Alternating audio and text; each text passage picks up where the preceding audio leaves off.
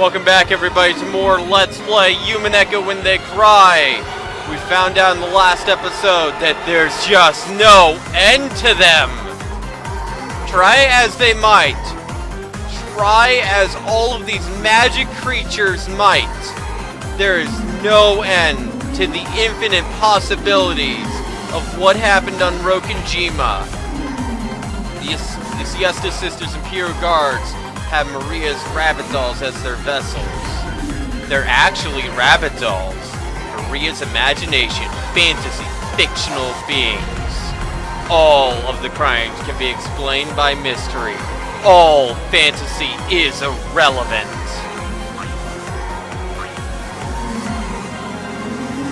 Looks like we've got lots of people who won't accept the existence of magic. It's ironic I'm one of those people. You see, this game can be explained without magic.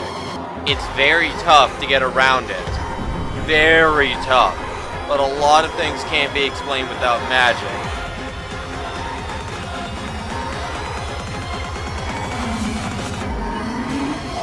Oh fuck, they have Endless 9.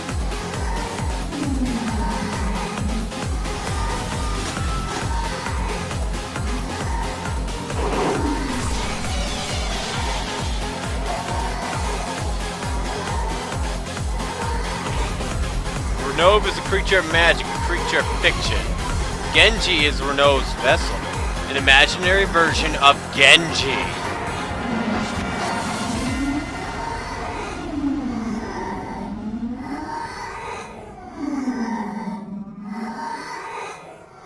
It just gets worse and worse. They're explaining away everything.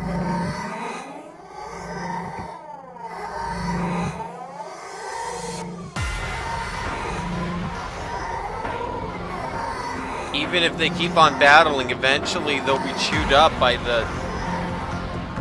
I hate to say it, the cold, harsh truth. These magic creatures don't exist. Fantasy is all fiction. Fantasy's all fiction. Fantasy is all fiction.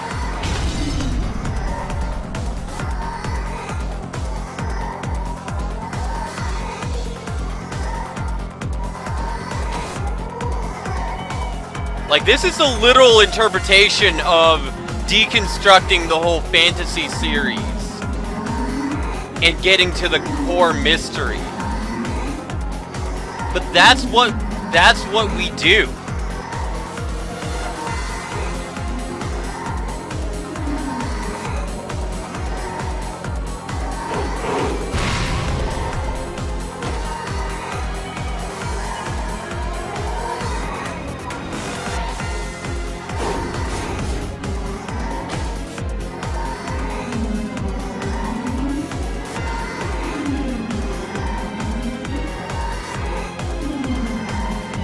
Renov is fantasy, Renov is fantasy.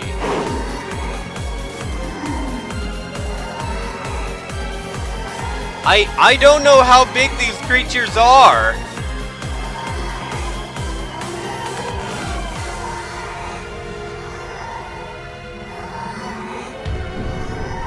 Renov is fantasy, a fiction, an illusion. Oh god. I'm, like, actually terrified for these characters.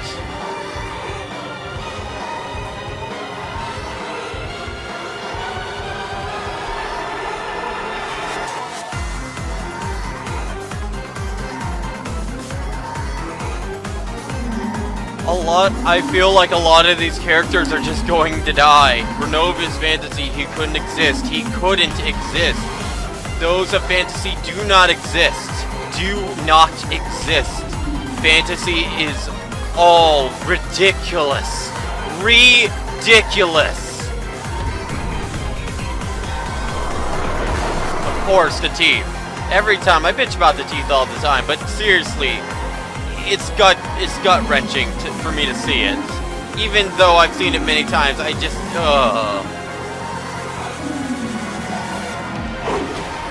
It reminds me of the end of Chapter 2. It reminds me of a lot of chapter, like, 2 and 3. Oh god, no, no!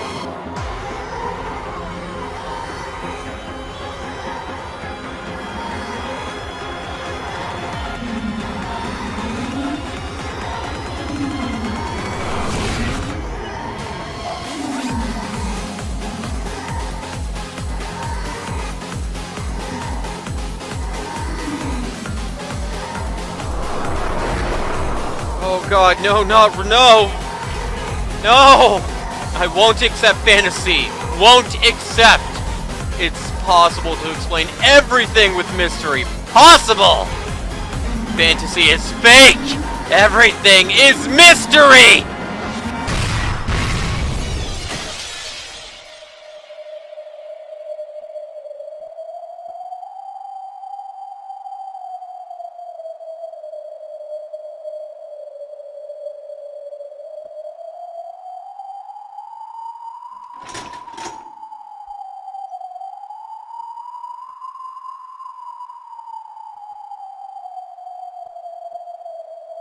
Oh, that's right.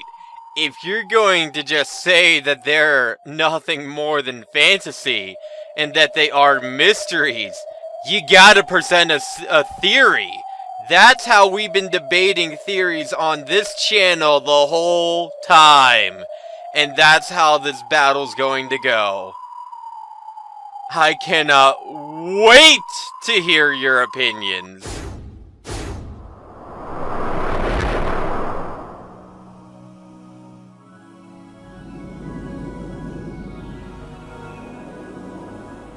Choose whichever one you please. We will parry all of your attacks.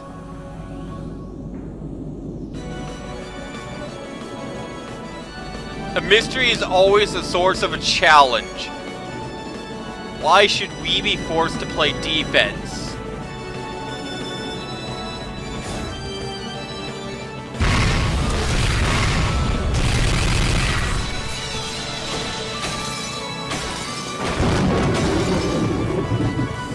Oh, yes.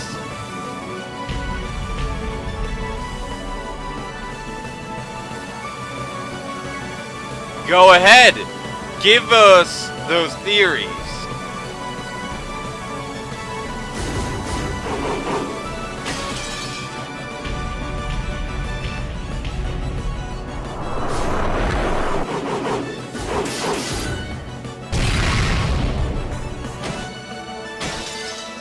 It's beautiful.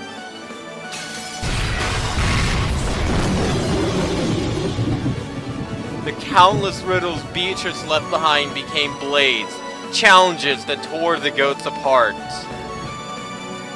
If they wanted to deny fantasy, they would have to make a counter-argument. They would have to deal with all of the shit that I and everyone had to deal with up to this point. Sorry, my voice just made me cough. If you guys want to deny the fantasy, then get ready for a mountain of bullshit that we, everyone, every reader, including myself as a Let's Player, has been dealing with for the last fucking 7 chapters. A year's worth of mystery for me. No. Nox is first. It is forbidden for the culprit to be anyone not mentioned in the early part of the story. No. How about no? Van Dyne's 12. There must be but one true culprit.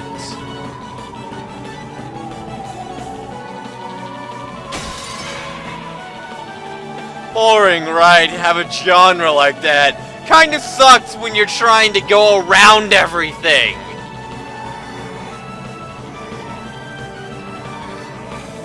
The 10 Nox commandments and the 20 Van Dyne rules are behind the times. I think not. That's up to the novelist to decide what he chooses to use.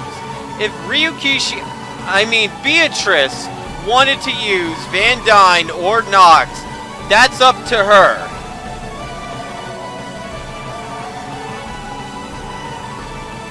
Perhaps we are behind the times.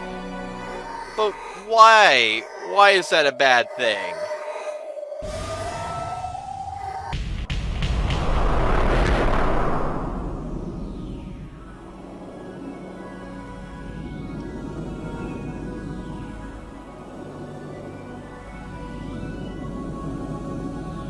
Okay, these ones are actually challenging to us.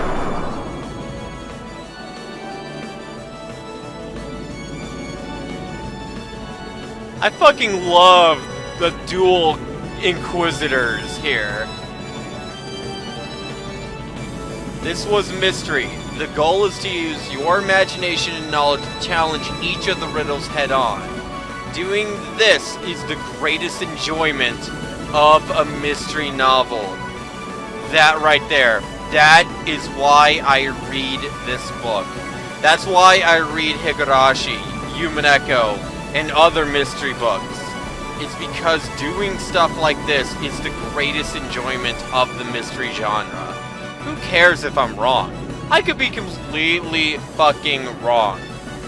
That's me. I don't care if I'm wrong. Honestly speaking, I'm just having fun being here reading. That's what it is for me. Now, I know that's not how it is for everyone. Everyone views these differently. But I just like reading. I really just like reading and trying to figure out things. If I'm wrong, I accept it. I think that's one of the things about me that,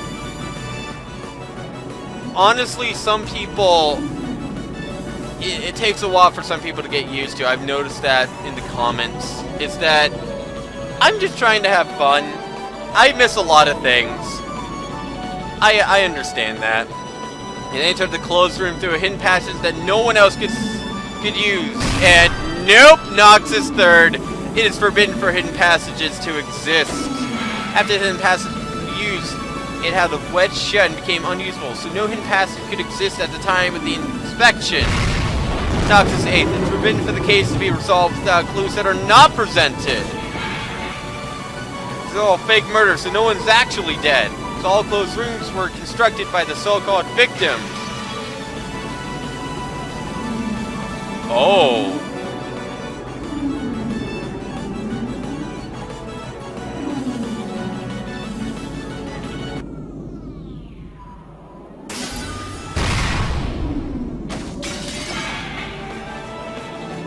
Van Dyne 7th. It's forbidden to have a crime without a corpse. Oh, that's so good. Times when she falls short, he backs her up.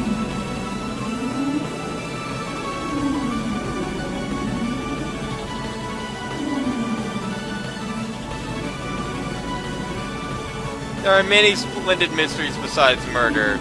Yeah, I gotta say Van Dyne is probably a lot more old-fashioned than Nox.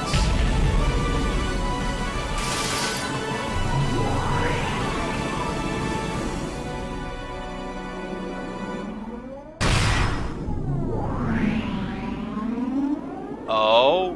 Why? A theory that didn't violate Nox or Van Dyne? Nox and Van Dyne are meaningless. All closed rooms can't be explained by a single solution. After all...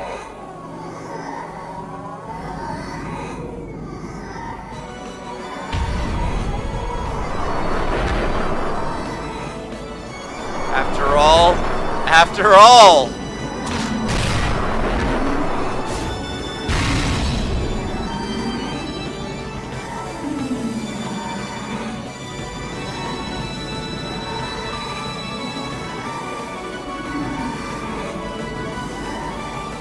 Oh God.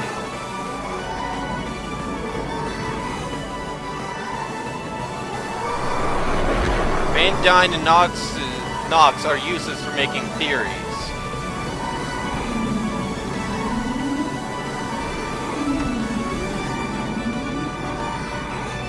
There's no need for a theory. What? After all, making theories for any of Beatrice's games is a waste of time. What is this, Eureka? This isn't an orthodox mystery. So thinking about it, it's just a waste of time. I won't accept Beatrice's game as a mystery. There are no answers to the tricks. It's all just an illusion.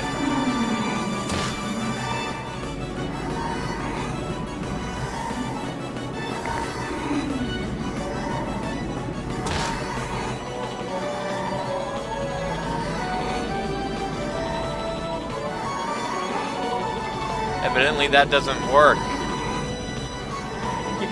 You say that and call yourself a mystery fan.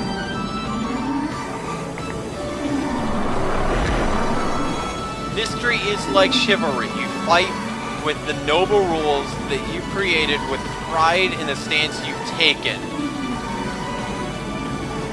I guess that's right. I wouldn't call what I'm doing a noble battle with 07, but whatever. It works.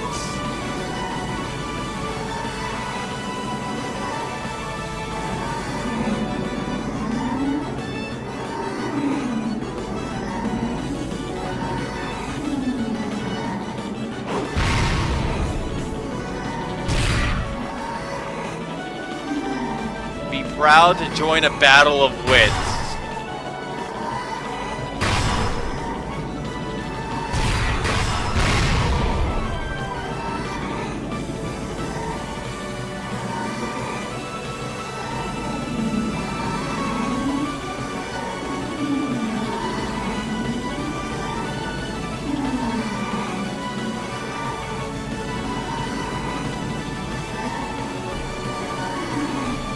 That is so true. What are you still doing here? We said go upstairs and protect the family, Leon. You are Beatrice from another world. Okay. Come to think of it, we're Shannon and Cannon.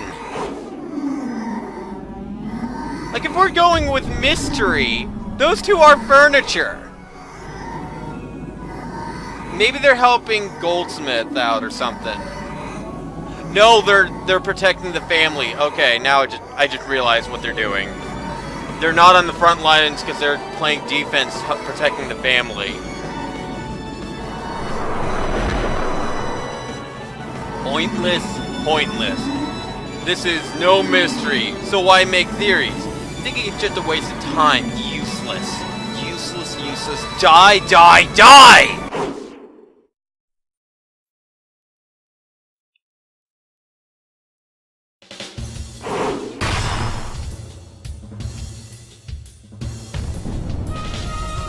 Hello, Butler. Welcome to the party. If you stop thinking, it means you've given up on the story being a mystery. As far as you're concerned, this game is a fantasy. That's right. If you stop thinking, this game changes from mystery to fantasy immediately. Everything's swallowed up by magic.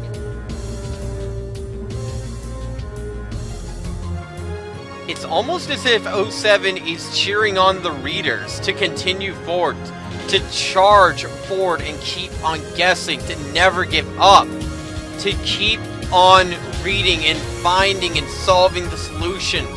No matter what you find, no matter whatever theory that you make, never stop giving up and thinking. That's what I'm taking from this. That's what I believe 07 is saying.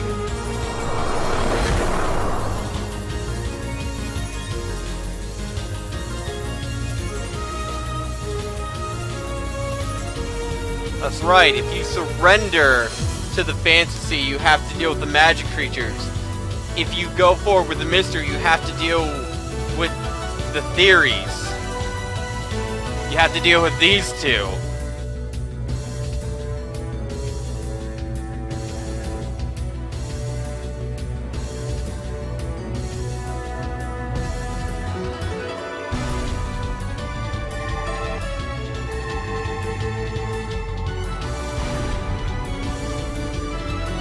Oh boy, are we about to see the golden truth? We're gonna have to see that golden truth possibly in the next episode. So until then, guys, I will see you guys then.